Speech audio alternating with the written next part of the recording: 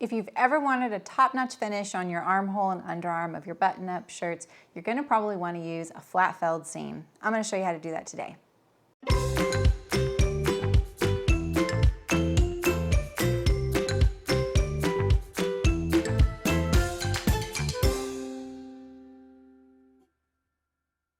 Here you can see the finish of this button-up shirt here has this double stitched seam here. It's completely finished on the inside, flush with the garment, very low profile, very comfortable, and it is also on the underarm here, all the way down to the hem.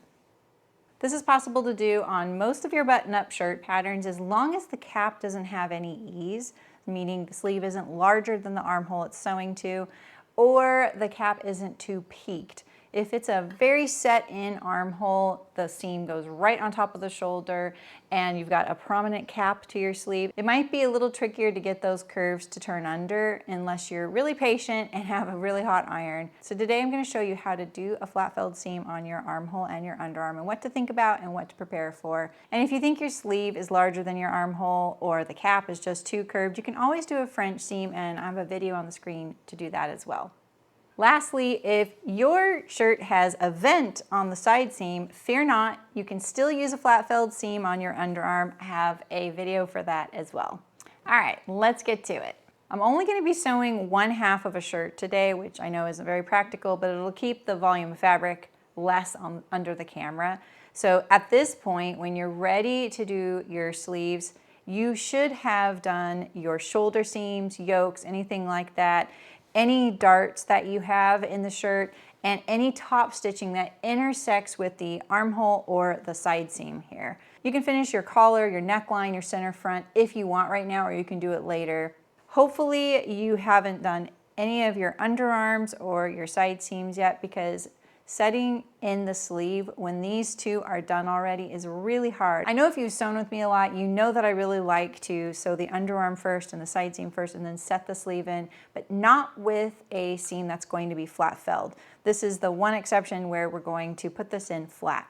Now, if you can think ahead when you're cutting out your shirt, make sure you don't notch your sleeve or your armhole. It's okay if you want to put some chalk or some disappearing ink or something similar like that. And I frequently forget and I still notch it.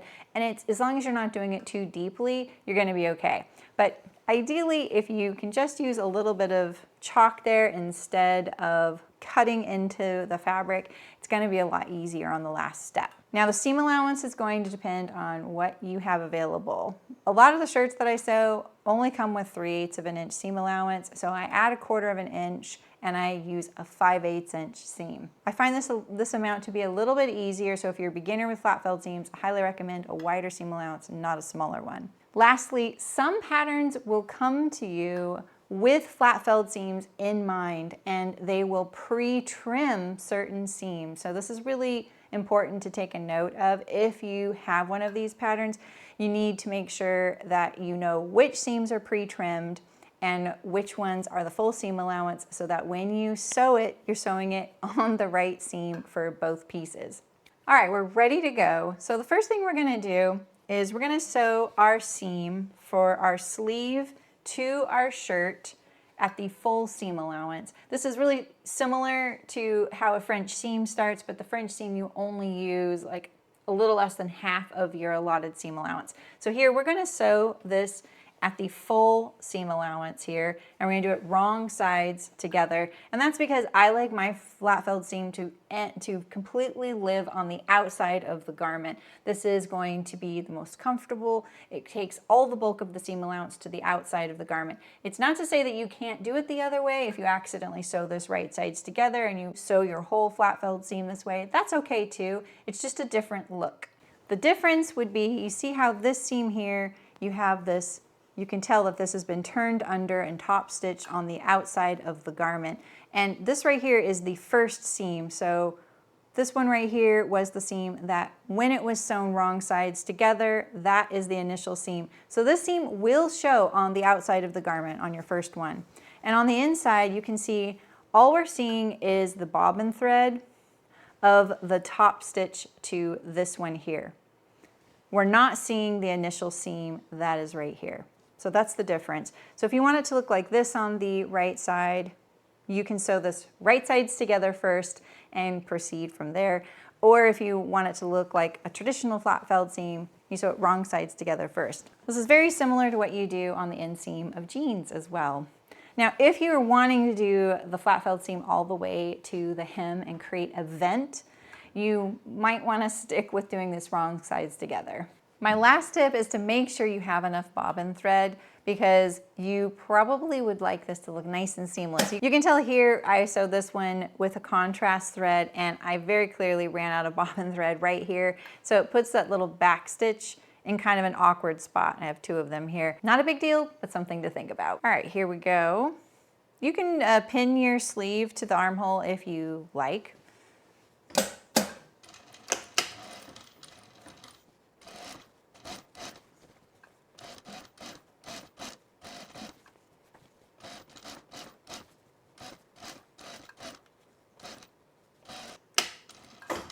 All right, here we have our seam. We might have a little bit of a time trying to do that last step, but it's gonna be okay. So I have a couple of strategies for you if your cap is a little bit peaked and it's giving you a little trouble when you're turning it under. Now, when we do flat felled seams on an armhole, we always push it toward the bodice or the shirt, and we're going to sew it onto the shirt body. We're not sewing it onto the sleeve. So our next step is going to be trimming down one of the seam allowances if yours isn't pre-trimmed. And we're going to trim down the shirt. We're going to leave the sleeve intact. And so when I do this, I usually put the side that I'm going to trim on the bottom facing the table. And this way, if I have all of my fabric out of the way, I can make sure I don't accidentally trim the sleeve layer. So I can just peel this sleeve layer away, and then I'm going to trim this down. Now I used 5/8 inch seam allowance, so I'm going to trim this seam allowance here down to 1/4 of an inch. That's going to give me 3/8 of an inch to turn and wrap around the seam allowance here.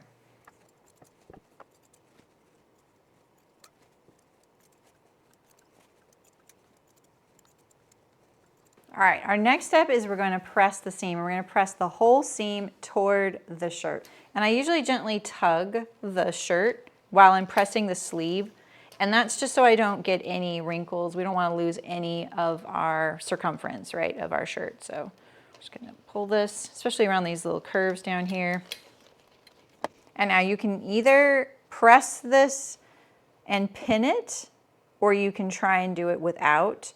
And if you're struggling to get this to lay flat, like it's just so much fabric and it really wants to fold or tuck or something, you just can't get this to lay flat as you bend this around the curve here. The one strat I have is if you can put a line of stitches just inside on the seam allowance side of this. So if this was the fold here, and if that line of stitches was just right here on this side of the fold, when you put that line of stitches in, and I would just put it like in the most curved area of the cap, and then pull the bobbin thread a little bit just to tighten it up a little bit. And it'll also give you a nice solid edge to turn the seam allowance under with.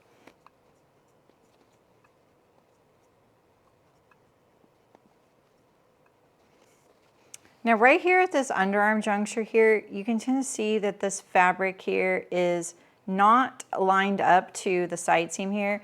You need to pull this so that they are in alignment like this, and then now pin it in place. You don't want to pin it in place where it's pulling away from the side seam there, because you won't have enough there to include in your side seam. You want to be able to hide that raw edge.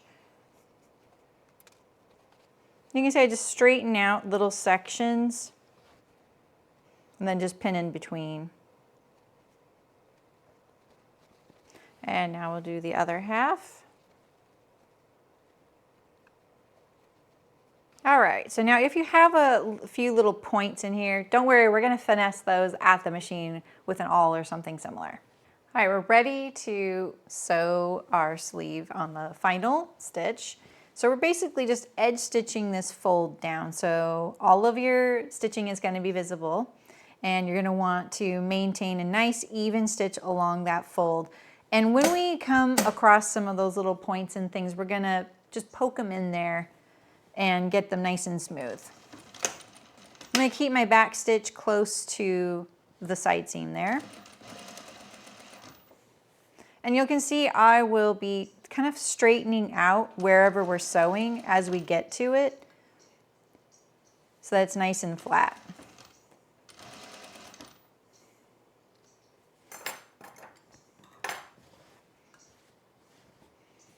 This is definitely one of those sewing steps where you're going to want all of the weight of the garment on the table and not pulling and working against you. We can just slip this under there instead of grab a little bit of that fabric and pull it under there. Make sure that we're keeping as even as a width as possible. Now when this is done in the sleeve, you really won't notice if it's a little bit different along the way. The one thing to make sure is that you are turning under fabric and stitching it down, and there isn't any raw edges, because I definitely have seen a couple on the backs of sleeves on my husband's shirts that I didn't catch, and then I have to go back and take it out a little bit on either side of that and then tuck it back in there. So there's another one that's getting a little peak right there. Just tuck it into there. So basically we're sort of hemming the seam allowance over the armhole. Tuck it in there. I'm still pulling a little bit, making sure everything's nice and flat. We don't get any of that sleeve or shirt blumping over the seam on the inside. And some of these thicknesses, if they're really thick, like if you're doing a flannel and say you're at a shoulder seam or a yoke seam or something like that, and you're finding that that thickness there is working against you and you're really having trouble wrapping over that entire thickness, you can trim that part down a little bit more than down to that 1/4 inch. If you need to remove some of that, if it's really bulky, you can also take a hammer to it and mash it down a little bit. That really does help. As long as it's the seam allowance on the inside, you're going to be okay.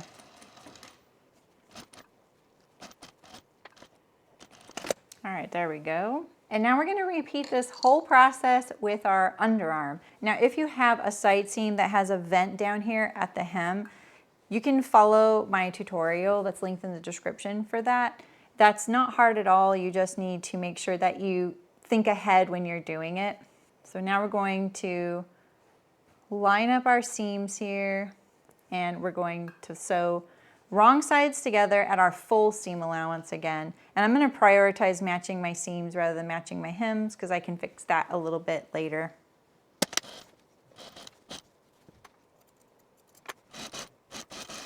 All right, and now we're looking right here at the back of the shirt. The flat felled seam usually goes toward the back, so we're going to flip this over, and now we have the front of the shirt up, and we're going to pick up these layers of fabric here, and we're going to trim the back. We're going to trim it down to that 1/4 inch width. This one will be a little easier since we don't have the curve of the sleeve working against us.